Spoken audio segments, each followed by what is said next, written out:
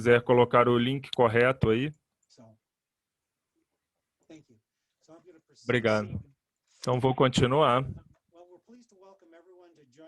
Estamos satisfeitos em dar as boas-vindas a todos que se juntaram a esse webinário. Meu nome é Jeff Frank.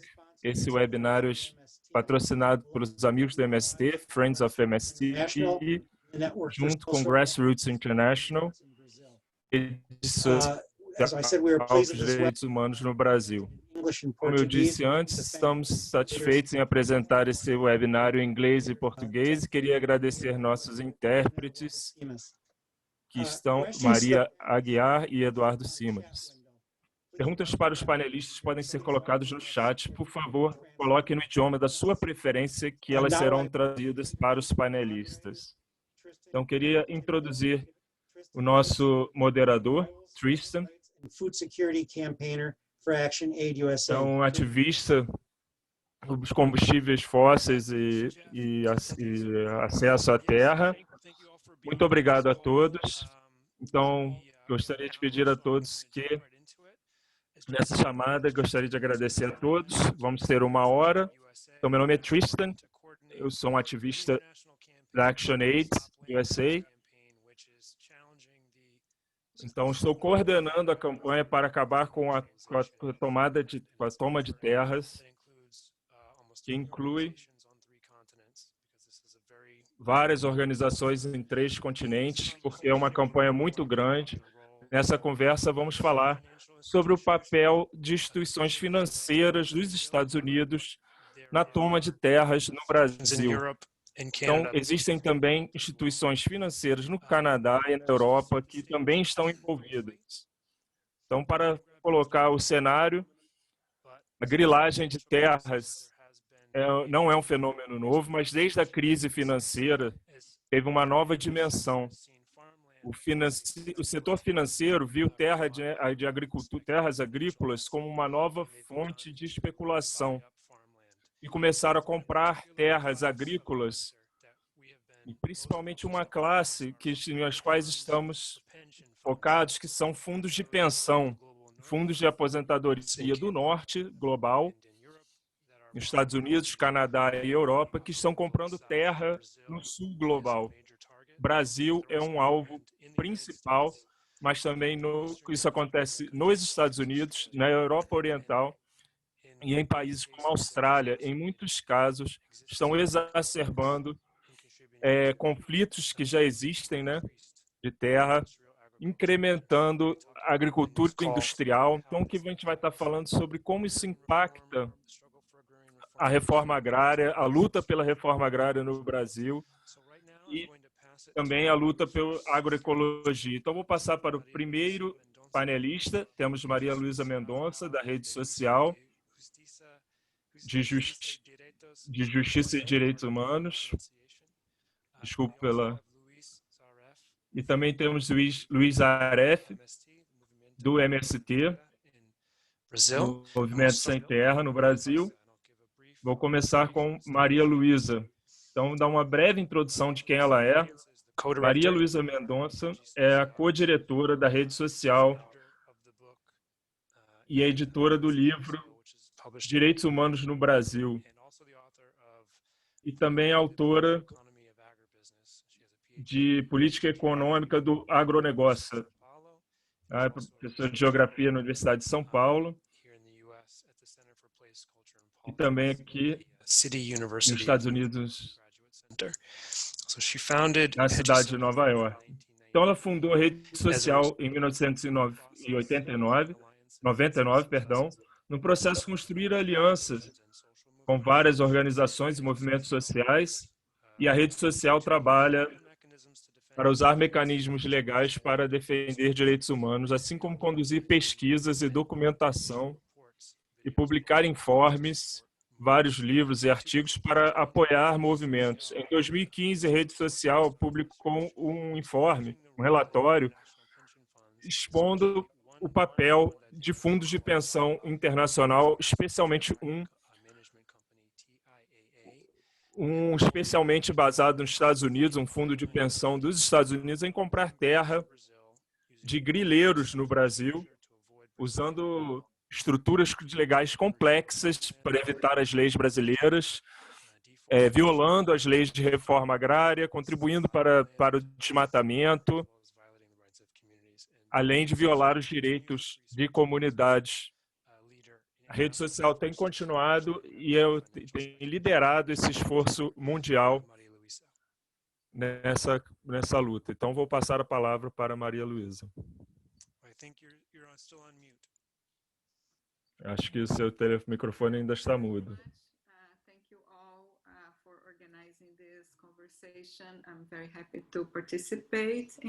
Muito obrigado a todos, estou muito feliz em participar. Começamos a olhar para esse processo de especulação financeira logo após o colapso do mercado de habitação nos Estados Unidos em 2008.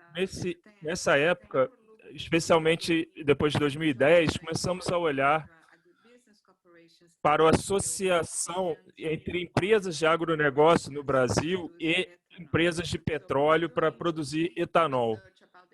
Então, começamos a pesquisar sobre o impacto de expansão da monocultura de cana-de-açúcar e uma empresa em especial, que é a Rosan, que é a principal empresa de cana-de-açúcar no Brasil, e a junção entre Cosan e a Shell. Então, criaram um aglomerado para explorar o etanol no Brasil. Então, o que foi criado nessa época foi um novo fenômeno no Brasil. Cadar foi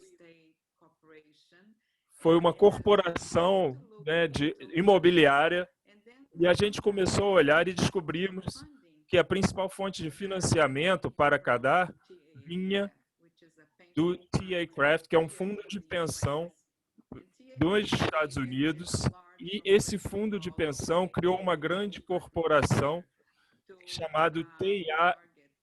Agricultura Global, com o objetivo de agarrar terras agrícolas no mundo. Também vimos que eles receberam recursos de fundos de pensão no Canadá e nos Estados Unidos, no Canadá e na Europa, e começamos então a fazer parceria com outras organizações para examinar isso. Antes mesmo de começar a fazer pesquisa no terreno, a gente sabia duas coisas, que quando uma grande empresa como essa T.A. Craft monta um fundo para comprar terra ao redor do mundo, sabemos que isso cria um processo de especulação. E isso, para comunidades rurais, coloca as comunidades rurais numa posição vulnerável ao redor do mundo. E, ao mesmo tempo, nos damos conta de que o principal alvo era o controle sobre a terra. Para justificar isso, promovem a expansão de monoculturas, de soja, da cana-de-açúcar, então a expansão do agronegócio. Então a especulação financeira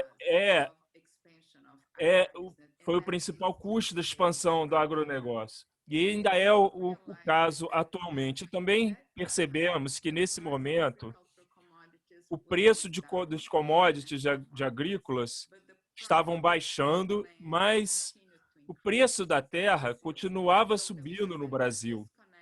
Então, havia uma desconexão entre a produção de commodities e o preço da terra.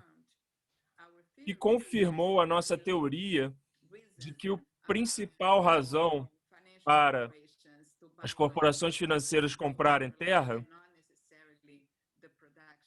era ter o controle da terra e não a produção em si. E também percebemos que, nesse tempo, várias corporações de agronegócios estavam entrando em falência, especialmente cana-de-açúcar, corporações de cana-de-açúcar. Então, eu fiz uma pesquisa durante vários anos. O agronegócio brasileiro afirma que contribui com mais ou menos 30% do PIB. Mas se você pesquisar sobre a dívida das corporações do agronegócio, o que eles produzem, na verdade, é dívida. O que eles geram é dívida. Então, essa conversa, precisamos também desafiar o mito da terra com os incêndios na Amazônia, no Cerrado, toda a destruição que está acontecendo. Muitas pessoas na mídia falam sobre negócios bem intencionados e sabemos que é tudo sobre a destruição de recursos naturais, que também significa que a produtividade agrícola está decaindo, porque quando você destrói a terra, as fontes de água, a biodiversidade, você não pode ter uma agricultura produtiva e saudável. E também precisamos diferenciar que o que essas corporações produzem, corporações de agronegócio produzem, são principalmente para commodities, como cana-de-açúcar e soja, que causam destruição ambiental e mudança climática. Então, movimentos sociais no Brasil estão chamando para o boicote desses commodities. Então, sabemos que mais de 70% da produção de alimentos no Brasil vem de pequenos agricultores, no Brasil e também no mundo. Então, o processo de grilagem das terras é o resultado de uma aliança entre corporações transnacionais de agronegócio, de petróleo e oligarquias locais no Brasil. Então, não há contradição, por exemplo, quando o governo brasileiro, com o seu falso discurso nacionalista para defender a destruição da natureza, não faz nenhum sentido, porque corporações multinacionais são que se beneficiam dessa destruição. Então, não é sobre o desenvolvimento, não é sobre a melhoria para a sociedade. Os movimentos sociais no Brasil estão no centro desse conflito global sobre recursos naturais. Por exemplo, no caso de especulação de terra, o principal alvo é a região do Mato Piba, Maranhão, Tocantins, Piauí e Bahia. E é a chamada última fronteira agrícola, onde tem muita especulação dessas corporações multinacionais com parceiros locais que cria grande impactos sociais muito fortes, centenas de famílias sendo desalojadas, e também nessa nova visão colonial se afirma que essa terra está vazia. E sabemos que tem milhões de pessoas e comunidades que têm vivido nessas terras por várias gerações e têm o direito sobre a terra.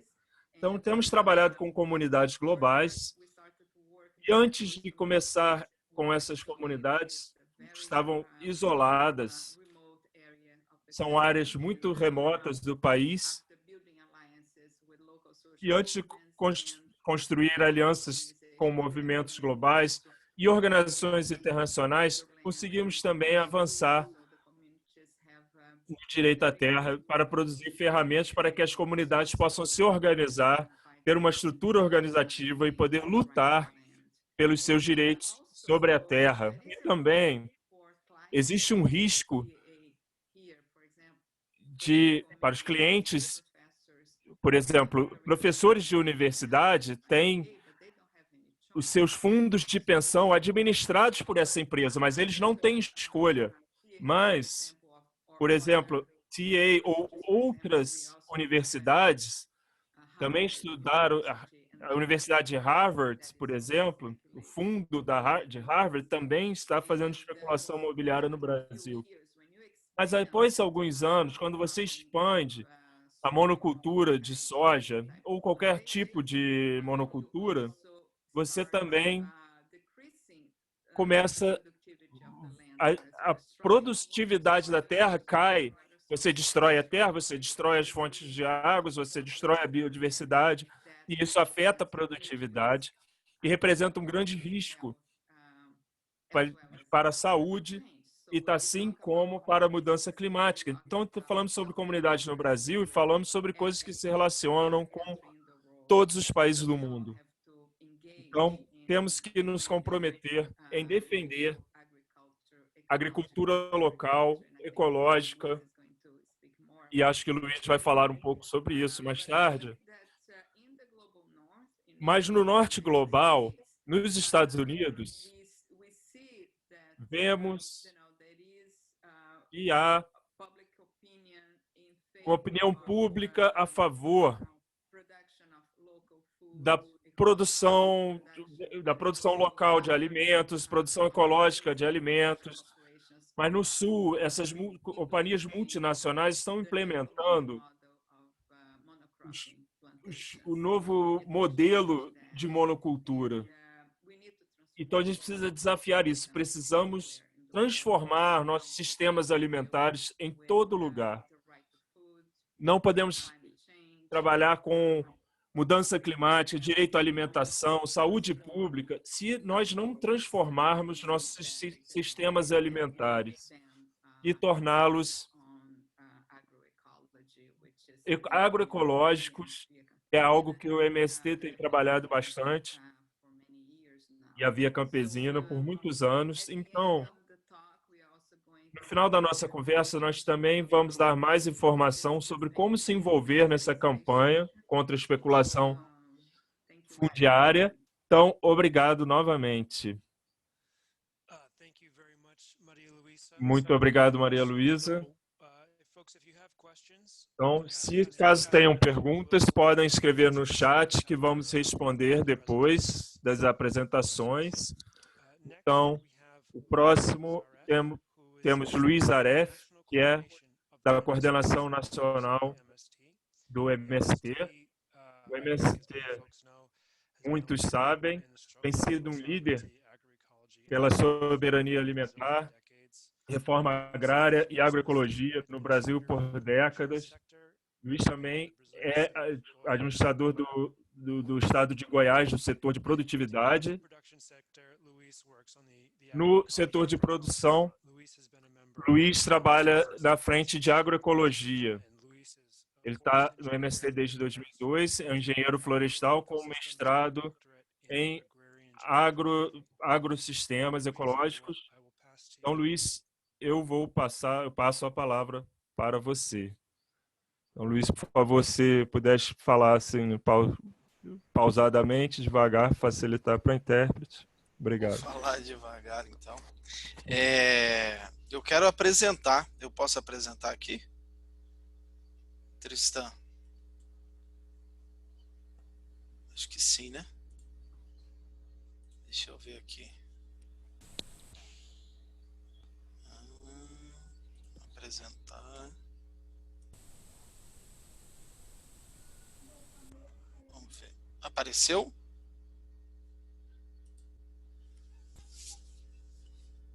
Apareceu? Ok? Ok. Então tá bom. Deixa eu... Então, boa tarde, boa noite. Eu não sei aonde cada um estão.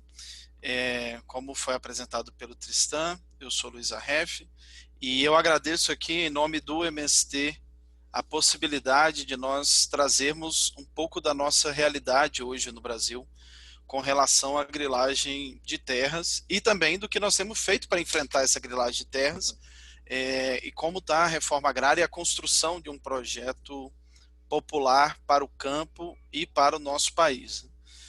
E reconhecer muito a importância desses espaços. Nesse momento em que nós temos no Brasil um projeto fascista e que a grande mídia, embora tenha alguns momentos de tensão com esse projeto fascista, também defende uma perspectiva das elites no Brasil, esses espaços onde nós possamos mostrar o que de fato tem acontecido são muito importantes. Então é nesse sentido que eu quero trazer aqui. Inclusive, estou trazendo a apresentação porque tem alguns gráficos, embora estejam em português, que eu acho que são importantes para mostrar e que vão confirmar muito do que a professora Maísa colocou antes de mim. Mas antes eu quero só situar, para quem não é muito acostumado com a realidade do Brasil, o nosso país é um país com altíssima concentração de renda, varia entre a primeira e a segunda maior concentração de terras do país, do mundo. É uma realidade que foi construída principalmente por conta da escravidão brasileira e da criação da lei de terras lá em 1850. Então a gente não consegue entender a grilagem de terras se nós não entendermos esse momento. I'm wondering, he's not showing the slides, we just see the desktop. I don't know if that's what it's supposed to be. O que está acontecendo? Luiz, Oi? a gente não está vendo os slides, a gente só vê o pano de fundo do computador. Ah, é? Então, peraí. Só um minuto, deixa eu ver aqui. Eu vou parar e vamos apresentar essa daqui. Será que agora vai? E agora foi? Agora sim. Ah, ótimo. Então tá bom. Muito bem. Então, o nosso país, como eu estava explicando, tem alta concentração de renda e alta concentração de terra. Isso só é entendido porque no período um pouco antes, cerca de 38 anos, antes de ter a abolição da escravidão no Brasil, foi criada a Lei de Terras, justamente para que os negros e negras escravizados em nosso país não tivessem acesso à terra e que essa terra ficasse concentrada já na mão dos grandes latifundiários.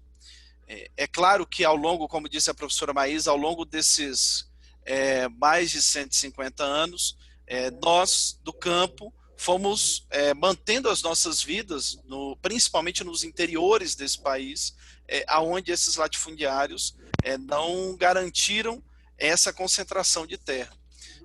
Mas isso é uma pequena parte do nosso território. Para vocês terem uma ideia, toda a nossa luta por reforma agrária no Brasil, que não existiu reforma agrária aqui, né? Nós fizemos a luta para conquistar alguns assentamentos. Recuperar a informação? Ainda não. Aí eu perguntei se eles Tá com barulho, tá com ruído. Toda a nossa luta produziu a conquista de 8 milhões de hectares, enquanto o latifúndio no Brasil tem cerca de 200 milhões de hectares em pecuária, 67 milhões de hectares em grãos, principalmente soja, milho, algodão, sorgo, incluindo aqui também cana-de-açúcar, que não é grão, mas está incluído, 11 milhões de hectares de silvicultura de deserto verde. Então essa é a realidade da questão agrária brasileira, uma alta concentração na mão dessa elite e uma luta constante nossa pela reforma agrária dos povos indígenas, dos povos quilombolas, para garantir os nossos territórios e a realização da reforma agrária no Brasil. O que vai acontecer em 1988, quando a gente faz a luta pela Constituinte? Nós pautamos que essas terras fossem transformadas ou em território indígena, ou em território quilombola, ou fosse destinada para a reforma agrária. Então nós estamos falando aqui só na Amazônia de cerca de 67 milhões de hectares que deveriam ser destinadas ou para unidades de conservação, aonde se manteriam as formas de vida que secularmente ocorrem nessa região. O que aconteceu? Isso, no grosso, na maioria dos casos, não aconteceu. Não foi destinado para os territórios indígenas, não foi destinado para os quilombolas, e não houve a reforma agrária. E aonde houve, nós sofremos esse ataque da grilagem. Então a grilagem no Brasil, ela é feita nesses territórios de terras devolutas, principalmente nesses territórios de terras devolutas, ou seja, essas terras que não foram destinadas, onde nós estamos, os camponeses do Brasil, sem o reconhecimento do Estado, e também nos territórios indígenas e nos territórios quilombolas que foram conquistados. E qual que é a lógica? Como é que funciona a grilagem? Que eu acho que é muito importante e complemento que a professora Maísa trouxe. O processo todo da grilagem, ele tem uma marca muito forte da violência. Então nós, independente se é aqui em Goiás, aonde eu estou, onde nós temos acampamentos nessas terras devolutas, ou na região amazônica, se é um pouco mais próximo dos centros ou um pouco mais distante, nós somos marcados pela violência, porque o latifúndio, ele contrata jagunços ou contrata a polícia militar do local, ou contrata empresas privadas, milícias particulares, para nos expulsar da terra. Então, contrata formas, primeiro de ameaçar, depois de destruir as nossas lavouras, soltar os nossos gados, as nossas criações, e depois com assassinatos. Então, logo depois do golpe aqui no Brasil, por exemplo, nós tivemos uma onda muito importante e muito grave de massacres, né? Na região do Pará, na região do Mato Grosso, que são bem característicos disso, né? São assassinatos de lideranças e das famílias das lideranças de uma comunidade para nos ameaçar e nos expulsar. Junto com essa violência, então, chega o desmatamento. A professora Maísa já falou um pouco do aumento do desmatamento. O desmatamento, ele retira as madeiras principais, chega a mineração, retira também os minérios, principalmente a mineração, esse primeiro momento da mineração, né? Também a mineração empresarial faz isso. Depois de retirar dessas riquezas, essas madeiras que têm valor comercial, é feito então as queimadas. Então, todas as vezes que vocês ouvirem falar que as queimadas estão acontecendo no Brasil, pensem que antes disso já aconteceu nos meses ainda de chuva, porque as queimadas vêm principalmente nos meses de seca. Nos meses ainda de chuva já aconteceu a violência, já aconteceu o desmatamento. Depois da queimada, quando voltam as chuvas, então o latifúndio, ele cerca essa área, ele joga sementes de pastagem, ele coloca gado e espera 2, 3 anos para tentar regularizar essa terra. Então, essa é a dinâmica da grilagem de terra no Brasil. Aqui, para a gente ter uma ideia, que é esses gráficos que eu queria mostrar, só entre 2016 e 2018. Então, 2016 é o azul, 2018 é o vermelho. Aqui é o número de imóveis autodeclarados. Tem um cadastro no Brasil, feito pelo INCRA, pelo Instituto Nacional de Colonização e Reforma Agrária. Então, aqui é o número de imóveis. Então, vocês vão ver que tem uma redução no número de imóveis. Tem um aumento, desculpa, tem uma redução no total, mas tem um aumento aqui no número de imóveis de grandes proprietários, aqui que são 15 módulos fiscais, que no Brasil vai chegar a cerca de 1.500, 2.000 hectares para cima. Tem um aumento também nos minifúndios. Aqui são aquelas propriedades onde o tamanho é menor do que uma família necessitaria. E tem uma diminuição justamente da agricultura camponesa e da agricultura de médio tamanho.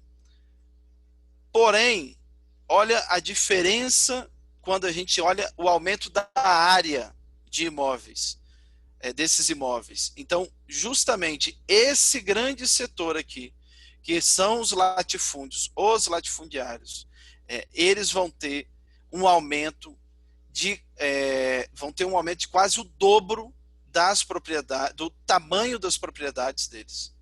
Isso significa cerca de 220, 230 milhões de hectares que foram incorporados pelo latifúndio nos últimos 2 anos. Isso nós estamos falando de 2016 e 2018.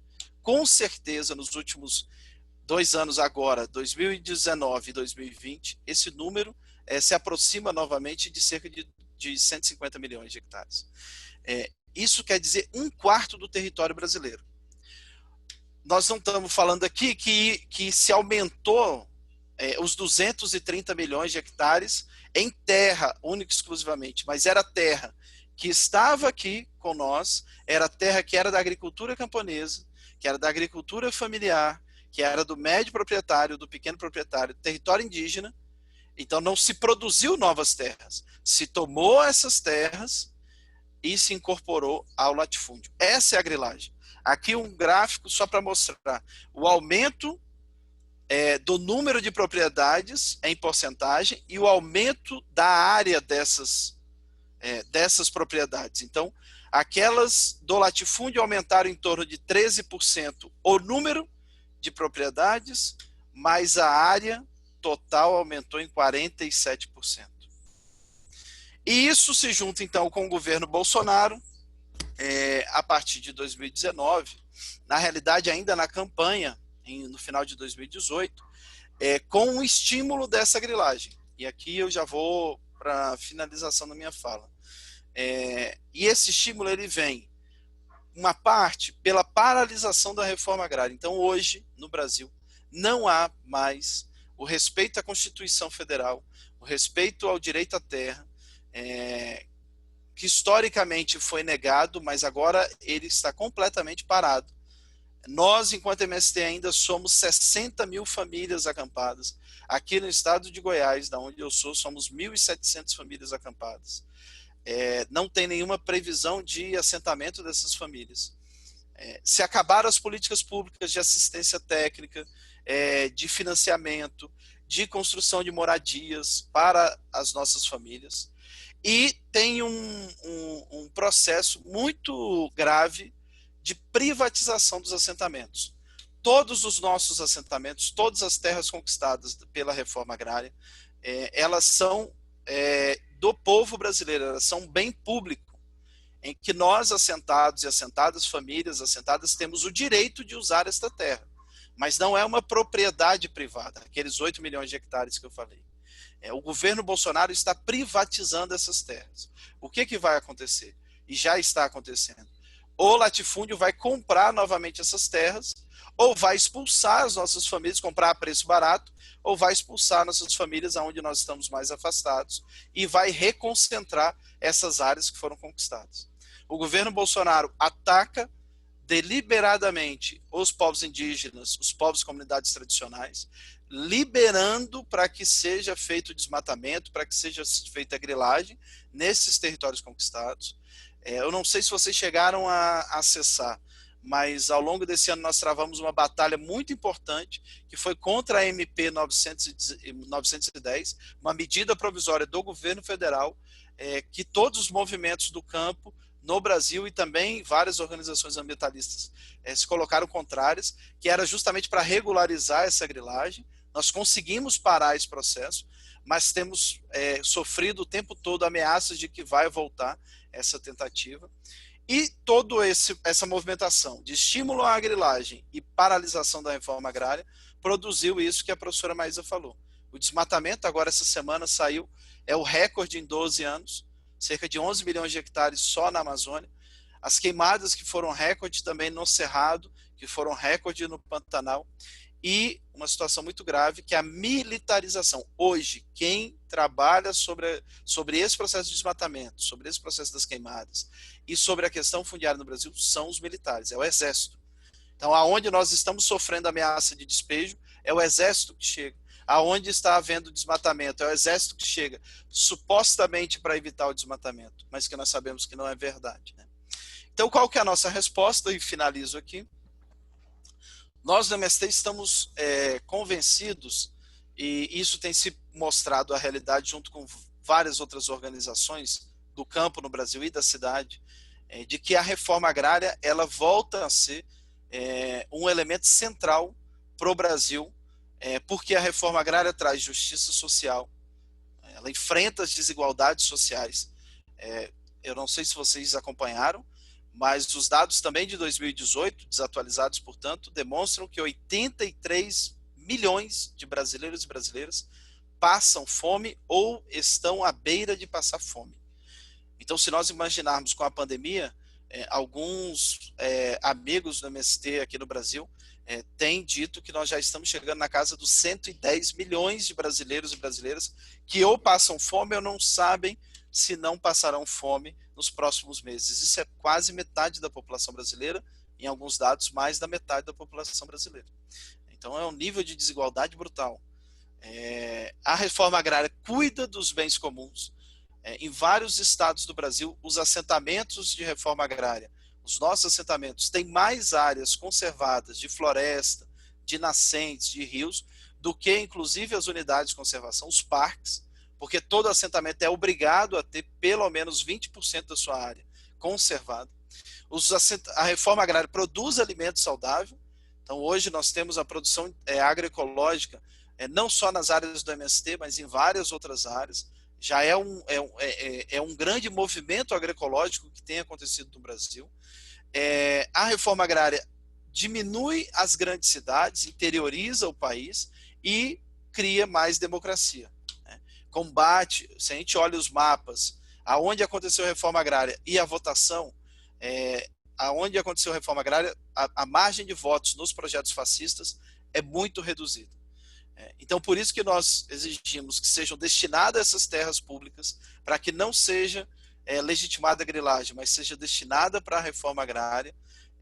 E, junto com isso, nós lançamos, nesse ano, um grande plano de 10 anos de duração, aonde o MST está se desafiando a plantar 100 milhões de árvores para enfrentar as mudanças climáticas, para enfrentar a destruição ambiental que as elites brasileiras, e especialmente o governo Bolsonaro, tem promovido, mas também para criar uma nova possibilidade de produzir alimentos no nosso país, com agrofloresta, com quintais produtivos, com a matriz da agroecologia, que assim nós entendemos que vamos conseguir garantir a soberania alimentar e também a própria soberania popular.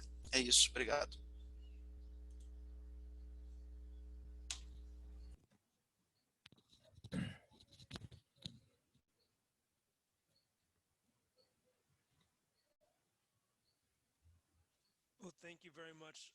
Muito obrigado, Luiz.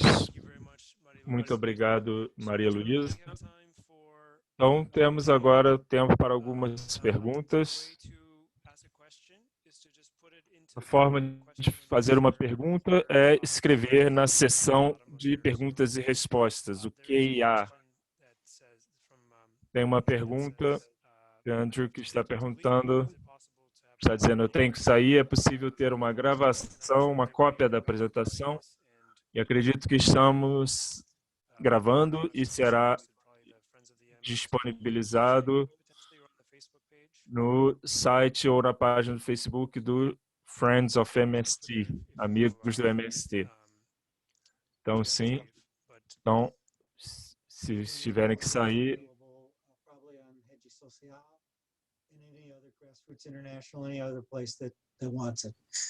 Então, pode estar disponível no Grassroots International, qualquer página que quiserem, poderemos disponibilizar. Vejo aqui uma pergunta em português, que infelizmente eu não consigo ler.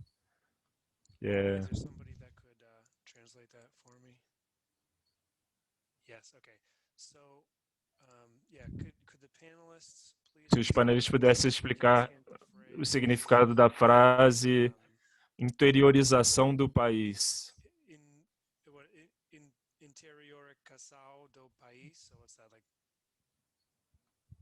Interiorization of the country. Isso. Já é para responder? Sim. Tá bom. Então, aquilo que a gente estava contando, né, da concentração fundiária no Brasil, ao longo da década de 60, 50, 60, 70, expulsou muitos de nós para o litoral brasileiro e para as grandes cidades do Brasil, né? Então hoje nós temos cidades gigantescas como São Paulo, Rio de Janeiro, mesmo Recife, Salvador, que tem uma concentração de pessoas em condições extremamente desiguais. Então, quando a gente fala que a reforma agrária pode interiorizar o país, é justamente que as pessoas possam voltar para o interior do Brasil, voltar para esse lugar que o agronegócio hoje domina e só produz destruição ambiental, só produz pobreza. Para vocês terem uma ideia, aqui na região onde eu estou, do Centro-Oeste, cerca de 2.000 famílias são os latifundiários brasileiros que controlam o agronegócio.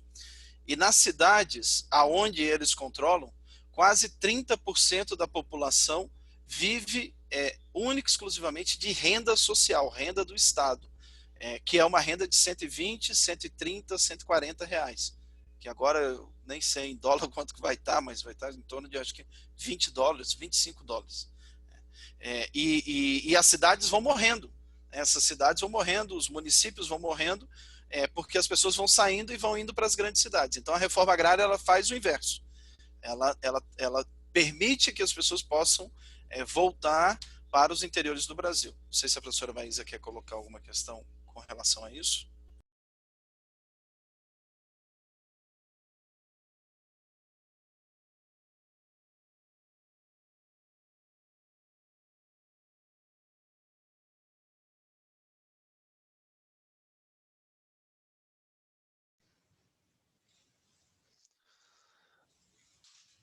So there are 3 other questions right now that have come up, and I'm just going to ask them all right now, and Maria Luisa and Luis can answer whichever one is relevant to you. One question. Tem 3 perguntas agora que eu vou colocar aqui de uma vez e vocês podem responder.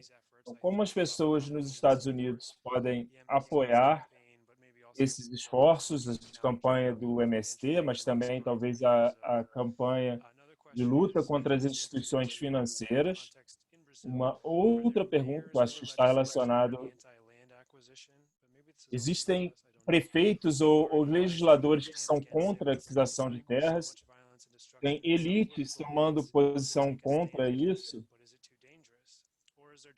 Parece que tanta violência e destruição, algumas elites políticas poderiam talvez se colocar contra isso, mas é perigoso demais, ou não existe nenhum movimento político nesse sentido. Última pergunta, acho que é para o Luis.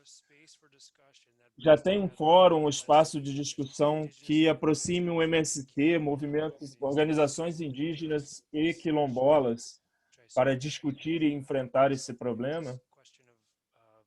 Essa questão de grilagem e dinheiro, empresas financeiras comprando terra.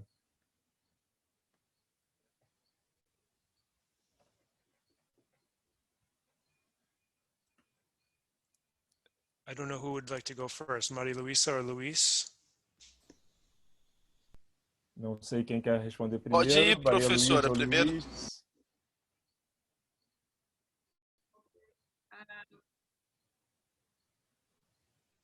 Yes, to get involved in the Para se campaign envolver na campanha nos Estados Unidos contra a especulação fundiária e para pressionar os fundos de pensão,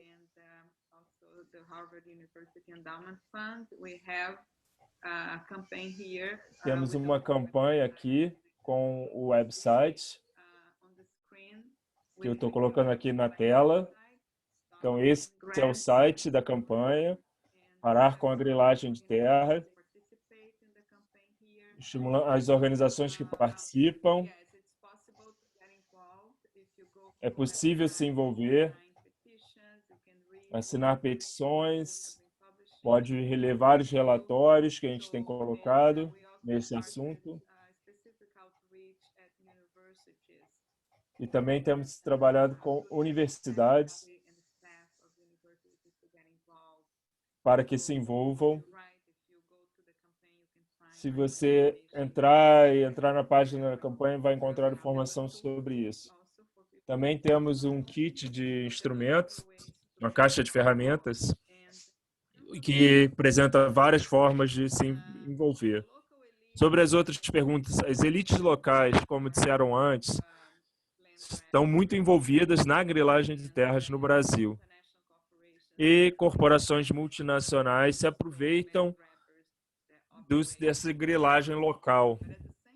Mas, ao mesmo tempo, por exemplo, com as comunidades com as quais trabalhamos, tem podido mobilizar localmente também e fazer parceria com universidades locais, sindicatos, outros movimentos sociais, e pressionar, por exemplo,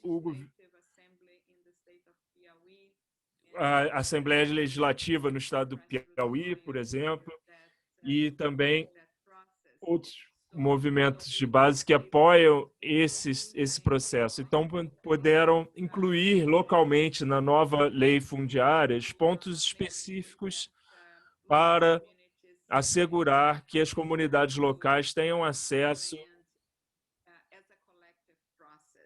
à terra como um processo coletivo. Então, a regularização da terra será feita coletivamente e não com títulos individuais, o que o Banco Mundial e outras organizações estão empurrando para privatizar assentamentos, por exemplo, de dar títulos individuais para que essa terra depois seja colocada no mercado. Então, para comunidades camponesas, da mesma forma como quilombolas e indígenas e outros coletivos de direito à terra, como uma forma de proteger as comunidades, também fizemos uma parceria com promotores locais, juízes. Então, por exemplo, um dos juízes locais começou a cancelar essas fraudes por causa da nossa pesquisa, títulos fraudulentos de terra, de propriedade. Então, é muito importante ter a atenção internacional, porque isso também é uma forma de pressionar, de aumentar a proteção para as comunidades locais. Então, recebem ameaças de morte, então, situações de violência física por corporações do agronegócio locais. Então, pistoleiros. Quando isso acontece, se estamos prontos para ter uma campanha internacional que possa responder a isso, isso é muito importante para aumentar a proteção das comunidades locais contra a violência.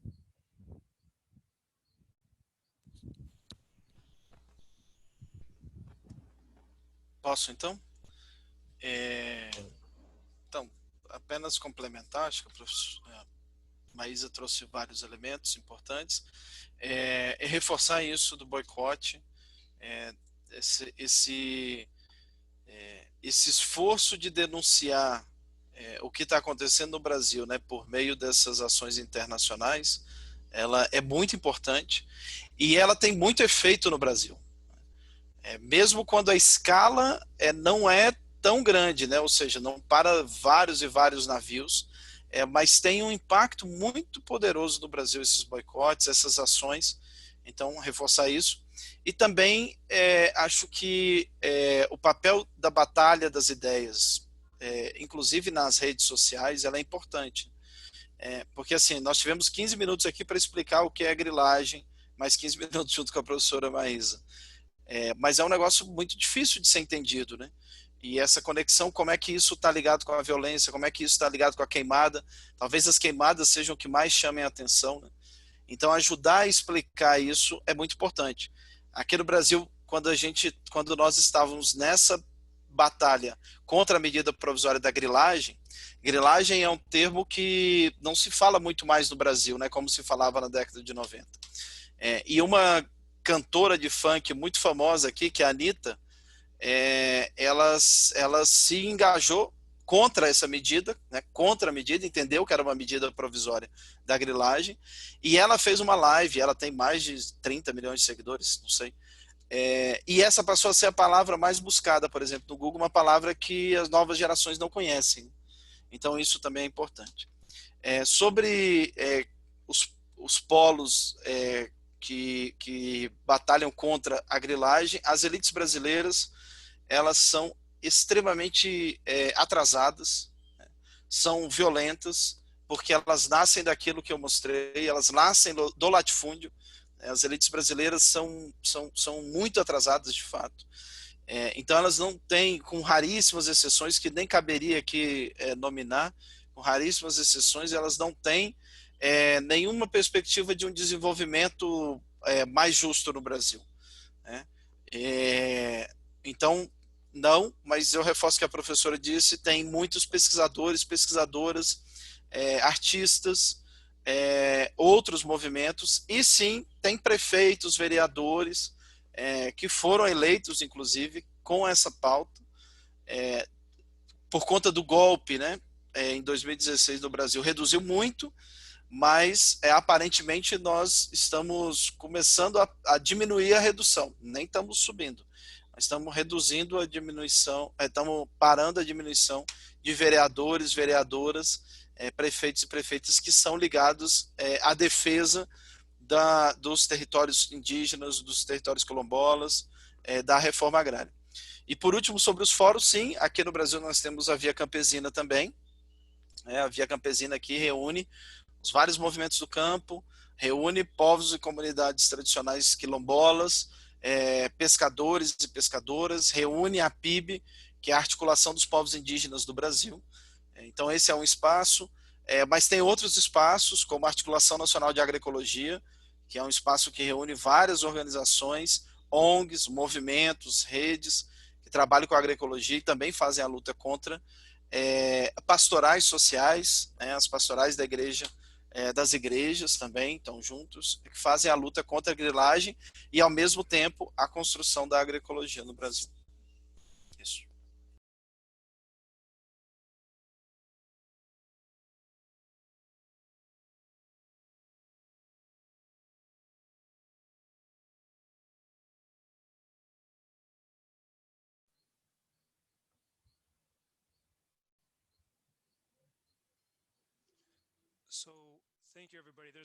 Muito obrigado. Tem mais uma pergunta, acho que é uma pergunta muito boa. E aí a gente vai encerrar as perguntas. E vamos passar um pouquinho do tempo. Espero que possam ficar mais alguns minutos para dar a Maria Luísa o tempo de alguns comentários finais. Então, a última pergunta é de Fernanda, que estuda na Universidade de CUNY. E a mídia no Brasil está principalmente contra as políticas de Bolsonaro, contra as políticas antiambientais, pela razão de que está fazendo o capital internacional deixar o Brasil. Mas o que nós estamos falando nesse webinar é sobre como se os grandes investimentos fossem uma coisa boa, mas estamos justamente colocando como isso é um problema. Então, em termos de proteger o meio ambiente e também os direitos humanos e desenvolvimento básico. A pergunta é, então, como lidamos com isso e se o MST e outros movimentos agrários estão usando, como usar a agenda ambiental para questionar esse movimento, esse modelo de desenvolvimento que tem sido implantado no Brasil e no mundo todo.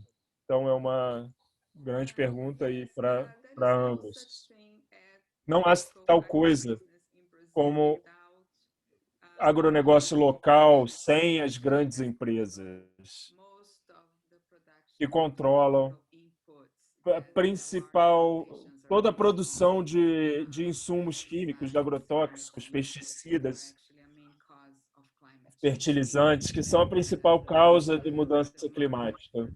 E todo o mercado para isso está bastante concentrado em grandes companhias. Então, as companhias de comércio, os commodities no Brasil, o que produzem, o que o agronegócio produz, e promete como a sua produção de alguns commodities que são negociados em mercados futuros e mercados financeiros, em grandes operações financeiras. Ao mesmo tempo, como descrevemos antes, tem essa aliança entre elites locais e grandes corporações financeiras nesse processo de grilagem das terras e expansão das plantações, das monoculturas. E eles dizem que o que fazem é sustentável. Uma grande plantação, uma grande monocultura não pode ser sustentável. Ela depende de insumos químicos, pesticidas pulverizados por avião, tem um enorme impacto ambiental na saúde pública e não tem nada a ver com produção de alimentos. Também tem um impacto e também tem um impacto na produtividade ambiental, pois destrói os recursos ambientais. Então, continua se expandindo e vemos cada vez mais destruição. Então, a única mensagem que o governo Bolsonaro vai prestar atenção é o boicote desses commodities. É muito difícil de fazer isso como um indivíduo, boicotar esses commodities. Então, eu acho que essa forma de trabalhar nisso é de pressionar, por exemplo, com membros do Congresso nos Estados Unidos, na Europa, para aumentar as taxas, por exemplo, de não fazer acordos de comércio com o Brasil. Então, trabalhar política internacional é a melhor forma de tentar parar isso. E é claro, como eu disse antes, Bolsonaro usa esse discurso do falso nacionalismo, mas o objetivo realmente é abrir a Amazônia e o Cerrado para mineração e grandes especulação. É uma aliança dessas de empresas financeiras e exploradoras. Então, precisamos denunciar isso. Luiz quer responder também essa pergunta e também pode já fazer o seu comentário final. Tá bom. Primeiro, há sim uma crítica da mídia, da grande mídia no Brasil ao governo Bolsonaro, mas é importante a gente saber que a grande mídia no Brasil também representa as elites, né? Então, na realidade, o que ela defende é um suposto, como disse a professora, um suposto agronegócio sustentável, que tem uma ou outra preservação, mas a mídia brasileira nunca fala sobre os agrotóxicos, nunca fala da grilagem de terra.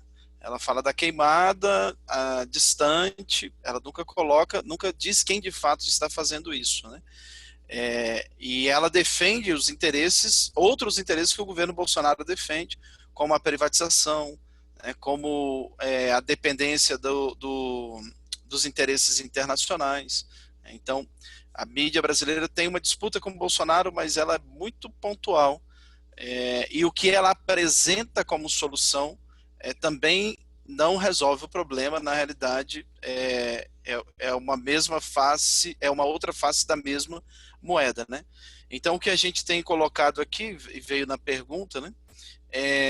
O MST, assim como vários outros movimentos, tem entendido que a questão ambiental, ela hoje é junto com a questão agrária, né? Não é uma questão ambiental e uma questão agrária.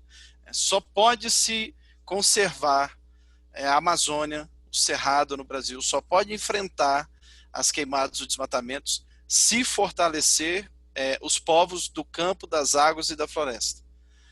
Só se tiver território indígena, se tiver território quilombola e se tiver mais assentamentos da reforma agrária. Esse é o único caminho, porque a lógica preservacionista de uma natureza sem pessoas, ela é um desses elementos de destruição da própria natureza.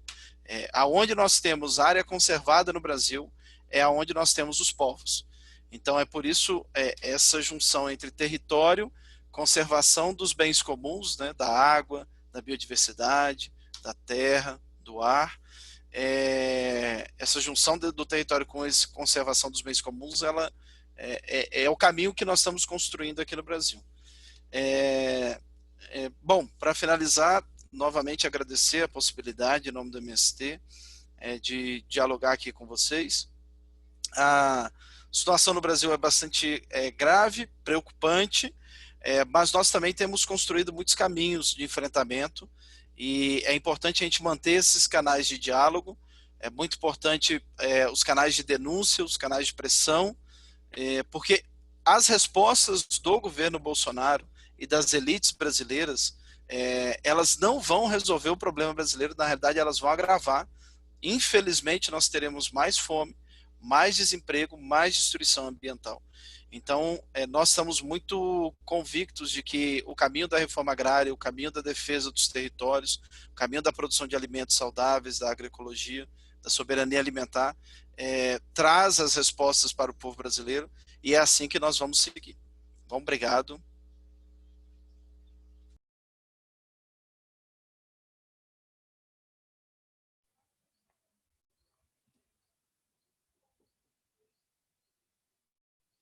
Maria Luisa, would you like to give your closing remarks, or did you already? So, thank you Maria again. Luísa, então, quiser fazer os comentários finais. Muito obrigado vocês por organizar esse webinar.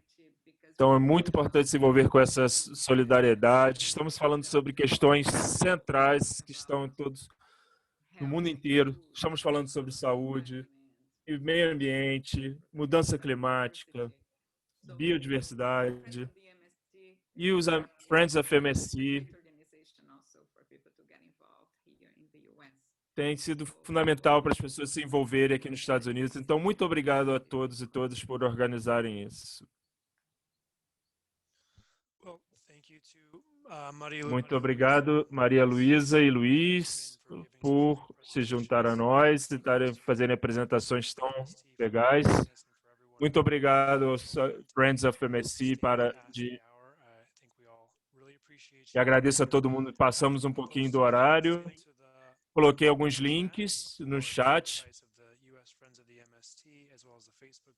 Também a página do Facebook dos amigos do MST nos Estados Unidos. E website of the também MST in Portuguese and also Rede Social. No site do MST em português. Também posso colocar isso no chat.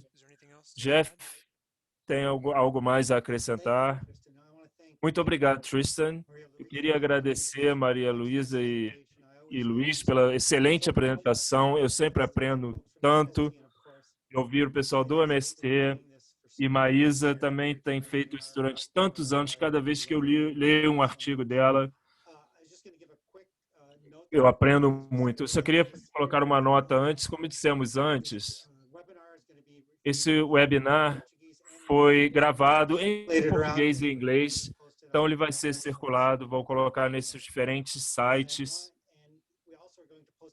E também vamos colocar informações sobre essas campanhas que a Maria Luísa citou, e formas como as pessoas podem se envolver. É muito importante que as pessoas se envolvam, especialmente nos países de onde vem esse dinheiro. Sabemos que as corporações financeiras na América do Norte e na Europa não têm interesse em mudar o aquecimento global, eles só têm interesse no lucro. E é por isso que precisamos de campanhas de base para combater essa informação. Estava compartilhando a tela sobre os amigos do MST, o sítio web. Por favor, deem uma olhada lá. Vamos ter mais informação sobre isso, junto com esse vídeo. Então, muito obrigado a todos por participarem. E como eu vi no chat, a luta continua.